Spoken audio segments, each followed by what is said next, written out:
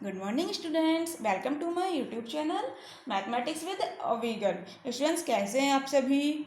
अच्छे हैं स्टूडेंट्स? अच्छे ही रहिए, खुश रहिए, खेलते रहिए, खाते पीते रहिए और पढ़ते भी रहिए, है ना। पढ़ाई नहीं छोड़नी है, लॉकडाउन में पढ़ते भी रहना है। तो स्टूडेंट्स हम आज पढ़ेंगे इंटीग्रल, समाकलन। तो ये हम काफ़ी टाइम से पढ़ रहे हैं टॉपिक इंटीग्रल समाकलन। मैंने आपको काफ़ी सारे इसमें फॉर्मूलाज बताए थे, मैंने आपको क्वेश्चंस भी कराए थे, है ना। यदि स्टूडेंट्स ने नहीं लिया है, कोई स्टूडेंट फर्स्ट टाइम ले रहा है इंटीग्रल के लेक्चर को, तो प्लीज़ स्टूडेंट्स आप इंटीग्रल की प्लेलिस्ट में जाकर वहाँ से काफ़ी सारे लेक्चर्स हम ले चुके हैं, तो उन्हें प्लीज़ ले लीजिए, है ना। काफ़ी सारे हमने आपको ट्रिक्स भी बताए थे इंटीग्रल को क्विकली सॉल्व करने के लिए, जैसे कि आप जल्दी से क्वेश्चन को सॉल्व करके उसका आंसर बता सकें। तो वो सब चीज़ें हम आपको बता चुके हैं। सो प्लीज़ आप वो वाले पहले लेक्चर्स ले लीजिए, ठीक है। और इंटीग्रल का आपको जो प्लेलिस्ट का लिंक है वो आपको डिस्क्रिप्शन बॉक्स में मिल जाएगा, आप वहाँ से भी जाकर देख सकते हैं। तो स्टूडेंट्स इंटीग्रल का हम आज एक और क्वेश्चन करेंगे, ठीक है। तो मैं आपको क्वेश्चन बताती हूँ क्या है, अच्छे से देखिएगा। टिपिकल क्वेश्चन है, ज़्यादा कोई ईजी नहीं है, ज़्यादा ईजी नहीं है तो ज़्यादा टिपिकल भी नहीं है, ठीक है। बिल्कुल सॉल्व का हो जाएगा, आप देखिएगा। बट देखो क्वेश्चन है, आपको इंटीग्रेट करना है 1 में 4x² माइनस 4x+3, ठीक है। इसे आपने इंटीग्रेट करना है x के रेस्पेक्ट में, dx दिया है, इसका मतलब x के रेस्पेक्ट में क्या है 1 में 4x² माइनस 4x+3। इसे स्टूडेंट्स इंटीग्रेशन करना है इसका। तो कैसे करेंगे, तो ये चीज़ मैं आपको पहले भी बता चुकी हूँ, है ना। इस टाइप के क्वेश्चन हमने आपको पहले भी बताए थे। तो जो इस टाइप के क्वेश्चंस का बेसिक पार्ट था वो मैं आपको पहले बता चुकी हूँ, ठीक है। और उसके साथ मैंने आपको एक क्वेश्चन भी बताया था। तो स्टूडेंट्स उसका लिंक आपको डिस्क्रिप्शन बॉक्स में मिल जाएगा, प्लीज़ वहाँ से देख लीजिएगा उस लेक्चर को। आज मैं आप इस क्वेश्चन को बता रही हूँ स्टेप बाय स्टेप, देखिएगा, बस इसका बेसिक आपने उस लेक्चर में मिल जाएगा। तो देखो इस टाइप के क्वेश्चन में अब ये कैसे पहचानोगे इस टाइप का कौन सा है, तो स्टूडेंट्स प्लीज़ वो लेक्चर ले लीजिए, उसमें आपको पता लग जाएगा, ठीक है। तो देखिए स्टेप फर्स्ट होता है x² का कॉफिशिएंट, यानी x² का गुणांक को हमने बनाना होता है 1। कॉफिशिएंट समझते हैं आप सभी, जैसे ऐसे लिखा है -2x², ठीक है। तो आपसे कोई पूछ रहा है मुझे x² का कॉफिशिएंट बताइए या फिर x² का गुणांक बताइए, तो क्या कहोगे? देखो जी, जो x² के आगे लिखा है ना मल्टीपल में, वो x² का कॉफिशिएंट होता है या फिर गुणांक होता है। तो x² के मल्टीपल में लिखा क्या है -2, ठीक है। तो आप कह दोगे x² का यहाँ पर कॉफिशिएंट या गुणांक क्या है -2। साइन को मत भूलना, साइन भी हमने लेना होता है, प्लस माइनस जो भी है, ठीक है। सो स्टेप फर्स्ट होता है x² का गुणांक 1 बनाओ। तो x² का गुणांक लिख लो स्टेप बाद में, जिससे कि भूले ना, क्योंकि हो सकता है अब तो आपको याद होगा, एग्जाम टाइम में भूल जाते हैं, ठीक है, जब रिवीजन करते हैं कि हमने यहाँ कैसे पढ़ा था। इसलिए छोटी छोटी सी बातें लिख लिया करो। x² का गुणांक 1 बनाओ, ठीक है। यहाँ x² का कॉफिशिएंट क्या है 4 है ना, हमने इसे क्या बनाना है 1। तो आप कैसे बनाओगे, 4 को कॉमन लेके, 4 ले लिया कॉमन, क्या बचा अंदर x² माइनस 4x/4 प्लस 3/4 और आपका dx, ठीक है, इज इक्वल टू, देखो 4 क्या है कांस्टेंट, ये आ जाएगा इंटीग्रेशन से बाहर, 1/4 इंटीग्रेशन से गया बाहर, क्या बचा 1 में x², ये 4 से 4 कैंसिल आउट हो गया, तो क्या बचा -x plus 3/4 as it is. इसे आपने करना है इंटीग्रेट, ठीक है। अब देखो स्टेप सेकंड होता है, मैं भी पहले लिख लेती हूँ, ठीक है, फिर मैं आपको समझा दूंगी। तो लिख लेते हैं पहले। स्टेप सेकंड होता है x का गुणांक इंटू 1/2 का वर्ग यानी कि स्क्वायर, ठीक है, जोड़ो तथा घटाओ। देखो आप समझो क्या लिखा है मैंने कहा है x का गुणांक लो, x का कॉफिशिएंट लो, मल्टीप्लाई करो 1/2 से। तो x का कॉफिशिएंट क्या है यहाँ -1, x के मल्टीपल में क्या लिखा है -1 लिखा है ना, तो x का गुणांक क्या हो गया -1, ठीक है जी, उसे मल्टीप्लाई करना है 1/2 से, कर देते हैं -1/2।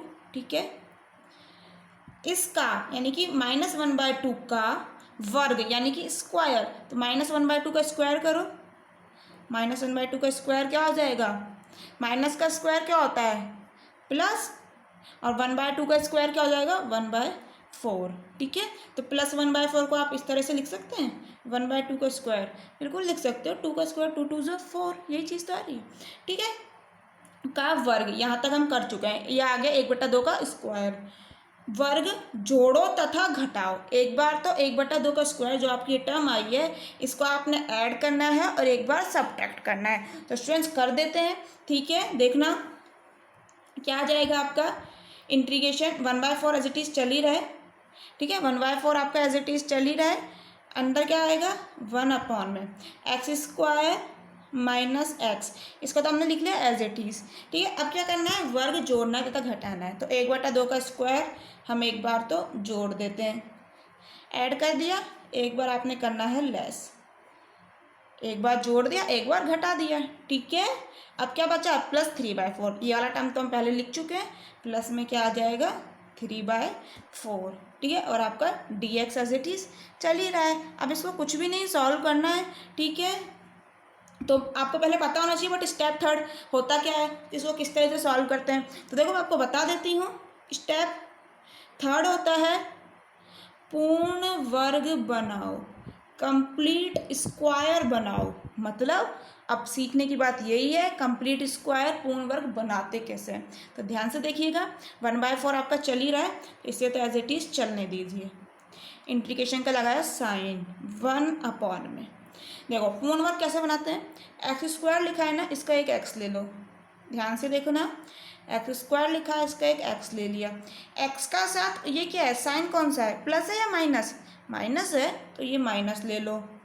यहाँ 1/2 का क्या है स्क्वायर, तो इसका एक 1/2 ले लो, और इसका कर दो होल स्क्वायर, ये बन गया पूर्ण वर्ग कंप्लीट स्क्वायर। यदि आपको कुछ गलत लिख रहा है तो मैं अभी आपको सॉल्व करके दिखा दूंगी, x - 1/2 का होल स्क्वायर खोलोगे ना तो यही टर्म आएगी x² - x + 1/2 का स्क्वायर, बिल्कुल मैं अभी आपको करके दिखा दूंगी, देखिएगा। इसे कर लो आप सॉल्व, ये क्या है 1/2 का स्क्वायर क्या हो जाएगा 1/4 है ना, तो माइनस, इसको अपन अलग से सॉल्व कर लेते हैं, देखिए सॉल्व करो अलग से, -1/4 और प्लस क्या है 3/4, 4 एलसीएम लोगे ऊपर क्या आएगा -1 + 3, 3 में से 1 गए 2/4, तो ये अब कट रहा है 2 से, 2 1 कम 2, 2 दूनी 4, तो कैंसिल आउट के बाद क्या आ गया 1/2, तो आपने इस टर्म को सॉल्व करने के बाद आपका क्या आ गया 1/2। ठीक है, तो यहाँ पर क्या लिख लेंगे 1/2 प्लस आ गया 1/2, और मैं जो आपको क्या दिखाना है, इसका स्क्वायर खोलने पर क्या ये वाली टर्म आ रही है, मैंने इसकी जगह लिखा है ना ये वाला टर्म, इनको सॉल्व करने पर तो ये आ गया, तो देखो मैं आपको इसको ओपन करके दिखाती हूँ, क्या है आपका x - 1/2 का स्क्वायर है ना, तो a - b का होल स्क्वायर फॉर्मूले से खुल जाएगा, क्या होता है a - b का होल स्क्वायर का फॉर्मूला a² + b² - 2ab। ठीक है, याद रखना, फर्स्ट का स्क्वायर करते हैं, फिर सेकंड जो लिखा है b तो उसका स्क्वायर कर देते हैं -2, और a और b मल्टीप्लाई में a × b। ठीक है, तो इसको ओपन करो, क्या आएगा x², ठीक है, फर्स्ट का स्क्वायर प्लस b का यानी ये वाला, तो प्लस 1/2 का स्क्वायर -2ab, तो -2, a क्या है यहाँ x और b क्या है 1/2, 2 से 2 कैंसिल हो गया, क्या आ गया आपका x² + 1/2 का स्क्वायर -2 से 2 कैंसिल हो चुके हैं x, ज़रा देखना x - 1/2 का स्क्वायर क्या आ रहा है x², ये रहा टर्म, + 1/2 का स्क्वायर ये रही -x ये रही, तो मैंने इसकी जगह ये लिख दिया, मैंने इसकी जगह ये लिख दिया, तो कुछ गलत लिखा क्या, बिल्कुल नहीं, सही चीज़ है।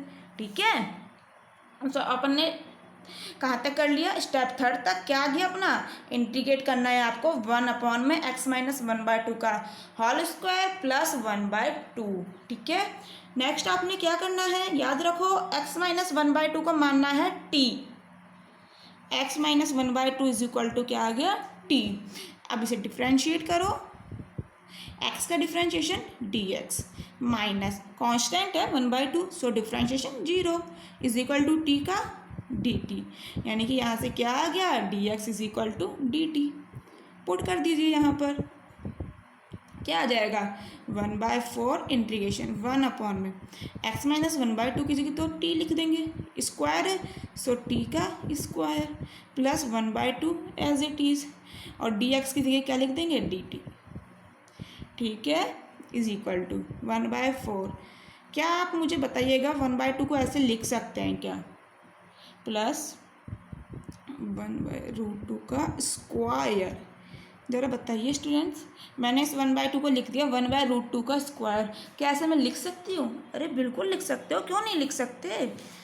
ये क्या है 1/√2 का स्क्वायर, तो जरा मुझे बताना √2 इंटू √2 होता क्या है, 2 नहीं होता है। अरे 2 की पावर यहाँ कितना है, रूट का मतलब पावर जानते हो 1/2, तो 2 की पावर 1/2 और मल्टीप्लाई में क्या है 2 की पावर 1/2, ठीक है, बेस सेम है यानी कि पावर ऐड हो जाएंगी, पावर क्या है 1/2 और 1/2, तो 1/2 प्लस 1/2 क्या होता है 1 ही तो होता है। स्टूडेंट्स ये भी चीज़ करके दिखाने की है क्या, अरे 1/2 प्लस 1/2 1, आधी टॉफ़ी प्लस आधी टॉफ़ी 1 टॉफ़ी नहीं हो जाती क्या, ठीक है। तो यहाँ पर क्या आ गया 2 की पावर 1, तो 2 की पावर 1 का मतलब 2 ही तो होता है, तो मैंने यहाँ यही तो लिखा है, यहाँ पे 2 है ना, तो इसे √2 का स्क्वायर लिख दिया, क्या फ़र्क पड़ गया, नहीं √2 का स्क्वायर 2 ही होता है, ठीक है। अरे मैंने लिखा क्यों ऐसा, क्या ज़रूरत थी, ज़रूरत ये थी इसका इंटीग्रेशन करने का, मैंने आपको डायरेक्ट फार्मूला बताया हुआ है। यदि आपने वो लेक्चर नहीं लिया है तो उस लेक्चर का आपको लिंक डिस्क्रिप्शन बॉक्स में मिल जाएगा, वहाँ से ले लीजिएगा लेक्चर। मैंने इस टाइप के कुछ 6 फार्मूलाज बताए थे, ठीक है, तो उन्हें आपने ये करना है याद। प्लीज़ आप उस लेक्चर को ले लीजिएगा, ठीक है, उसमें इस टाइप के मैंने फार्मूलाज बताए थे, आपको पता होना चाहिए। अच्छा, तो जो यहाँ फार्मूला यूज़ आ रहा है वो मैं आपको बता देती हूँ, उसे हम यहाँ यूज़ कर रहे हैं, तो याद रखना स्टूडेंट्स, क्या याद रखना है 1/में x² प्लस a² का यदि आपको इंटीग्रेशन करना पड़ ही रहा है भाई, देखो ना मैं भी समझाऊंगी कैसे, तो 1/x² प्लस a² का इंटीग्रेशन करना पड़े तो फॉर्मूला याद रखना 1/a tan inverse x/a plus constant of integration c, ये फॉर्मूला होता है। जरा देखना यहाँ t² है, यहाँ x² है, इससे तो कोई फ़र्क पड़ नहीं रहा, वेरिएबल से क्या फ़र्क पड़ रहा है, यहाँ पर x है, ठीक है, अपना t है, तो अपन फॉर्मूले में भाई t यूज़ कर लेंगे अपने में, यहाँ x है ना तो अपन t यूज़ कर लेंगे क्योंकि अपना t dt वगैरह चल रहा है, अपना वेरिएबल t है, ठीक है जी। प्लस की जगह प्लस है a², यहाँ क्या है 1/√2 का स्क्वायर, तो क्या हुआ a की वैल्यू 1/√2 नहीं आ गई यहाँ से, इसीलिए मैंने इस 1/2 को इस फॉर्म में लिखा ताकि आप यहाँ से a की वैल्यू कंपेयर करके निकाल सकें। ये a² लिखा है, यहाँ 1/√2 का स्क्वायर लिखा है, इसका मतलब a की वैल्यू क्या हो गई यहाँ 1/√2, ठीक है, a की वैल्यू क्या आ गई अपनी 1/√2। इस वैल्यू को a की वैल्यू को आप यहाँ पुट कर दो और अपना x की जगह t है वेरिएबल, तो यहाँ पर t लिख दो, आप इसका इंटीग्रेशन नहीं बता देंगे, क्या आ जाएगा 1/1 में 1/√2, क्यों a की वैल्यू अपनी 1/√2 है ना, देखो बताती हूँ, देखो आपका इसका इंटीग्रेशन क्या आ जाएगा इज इक्वल टू 1/4, आपका एज इट इज चल ही रहा है, इसका इंटीग्रेशन हम इस फॉर्मूले से कर रहे हैं, a की वैल्यू क्या रखेंगे 1/√2, तो 1 में a की वैल्यू 1/√2, ठीक है, tan इनवर्स x, गलती मत करना x नहीं लिखना है, हमने t लिखना है, अपना वेरिएबल t है, t/a, ठीक है, a है ये, a की वैल्यू क्या है 1/√2,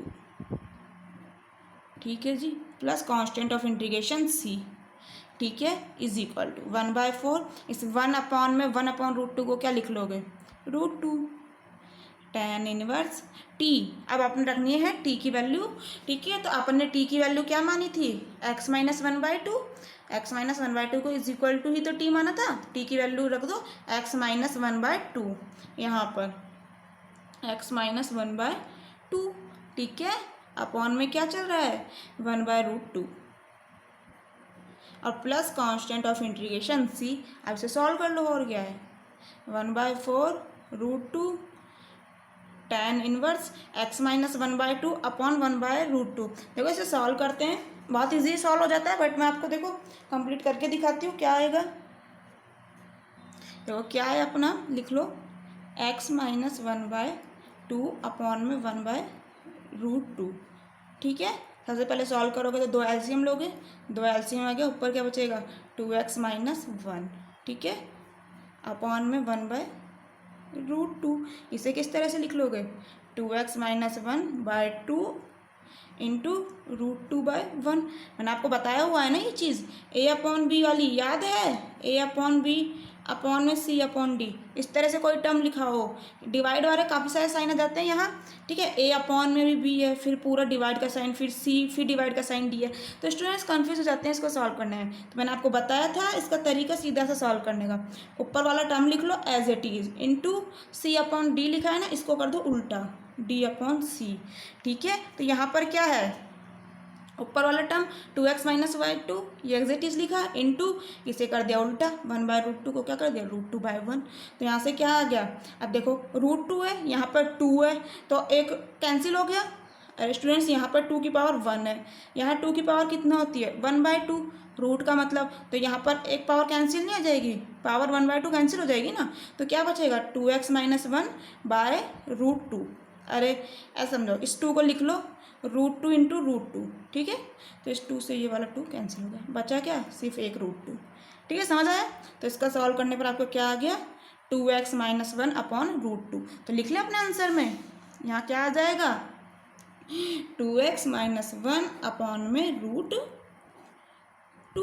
ठीक है, 2x माइनस 1 अपॉन में √2 plus constant of integration c। ठीक है, अब देखो इस 4 को भी इससे कैंसिल आउट करना चाहो तो कर दो, इस 4 को आप क्या लिख सकते हो, 4 बराबर क्या लिख सकते हो 2 इंटू 2। ठीक है, अब इस 2 को तो लिखा रहने दो, इस 2 को क्या लिख सकते हो √2 इंटू √2। ठीक है, तो इस 4 की जगह आप क्या लिख दोगे 2 इंटू √2 इंटू √2, तो ये वाला एक √2 इस √2 से कैंसिल आउट हो जाएगा, समझ रहे हो ना। तो ये वाला √2 इससे कैंसिल हो गया, तो क्या बचेगा 2√2। ठीक है, तो आप इस 4 की जगह क्या लिख देंगे 1 अपॉन में 2√2 और tan इनवर्स 2x माइनस 1/√2। ठीक है, plus constant of integration c, और ये अपना आ गया स्टूडेंट्स आंसर। समझ आया। ठीक है, चीज़ें क्लियर हुई। एक चीज़ और मैं आपको बता देती हूँ, यहाँ 1 अपॉन में 1/√2, मैंने इसको √2 कैसे लिखा है, यदि कोई कंफ्यूज है तो बिल्कुल इसी फॉर्मूले से लिखा है। इस 1 को आप लिख लेना 1 अपॉन 1 a अपॉन b की फॉर्म में, क्या लिख लोगे 1 को 1 अपॉन 1। ठीक है, और फिर अपॉन में 1/√2 है ही। समझ आ रहा है क्या बोल रही हूँ मैं, इस 1 को मैं कह रही हूँ इस तरह से लिख लेना 1 अपॉन 1। ठीक है, और अपॉन में 1/√2, अपॉन में 1/√2 चल ही रहा है, इस फॉर्मूले से कैसे खोलोगे 1/1 इंटू डी अपॉन सी, उल्टा कर देना है, यानी कि √2/1। तो 1 अपॉन 1 को √2/1 से मल्टीप्लाई कर रहे हो, क्या हो रहा है स्टूडेंट्स ये √2 ही आना है भाई, 1 अपॉन 1 1 हो गया, 1 अपॉन 1 1 हो गया, 1 को √2 से मल्टीप्लाई करोगे √2 ही आना है। सब चीज़ कुल मिला के समझ आ रही है। तो इसको सॉल्व करने पर क्या आ गया अपना √2, तो मैंने यहाँ पर इस तरह से डायरेक्ट लिख दिया था, छोटी छोटी सी बातें हैं ये। ठीक है, समझ आया स्टूडेंट्स, हो गया अपना answer. So thank you students, मिलते हैं नेक्स्ट लेक्चर में कुछ और इंटीग्रल के क्वेश्चंस के साथ। और मैं आपको चाहो तो एक क्वेश्चन दे सकती हूँ, चलो मैं आपको बताती हूँ एक क्वेश्चन, ठीक है, उसे ट्राई कीजिएगा और नेक्स्ट लेक्चर में हम उसे सॉल्व कर लेंगे, बट ट्राई ज़रूर कीजिएगा। तो देखो क्या है, तो देखिए स्टूडेंट्स, आपको इंटीग्रेट करना होगा 1 अपॉन में x² प्लस 4x प्लस 8। ठीक है, इसे x के रेस्पेक्ट में इंटीग्रेट करना है, आप लोग करके देखिएगा। जिस मेथड से मैंने आज आपको क्वेश्चन बताया बिल्कुल उसी मेथड से ये क्वेश्चन सॉल्व हो जाएगा। और स्टूडेंट्स, आप इसी मेथड के और क्वेश्चंस करना चाहते हैं तो प्लीज़ इंटीग्रल की प्लेलिस्ट में आपको ये सब चीज़ें मिल जाएंगी, वहाँ से लेकर उन्हें देख लीजिए। इस टाइप के मैंने आपको और भी काफ़ी सारे क्वेश्चंस कराए थे, मैंने आपको वहाँ इस टाइप के क्वेश्चन भी कराए थे। यदि ये चीज़ नीचे वाली अंडर रूट में दे दे तो कैसे सॉल्व करते हैं, ठीक है, उसका थोड़ा सा अलग था, तो वो सब चीज़ें आप देख लीजिए। थैंक यू स्टूडेंट्स, मिलते हैं नेक्स्ट लेक्चर में।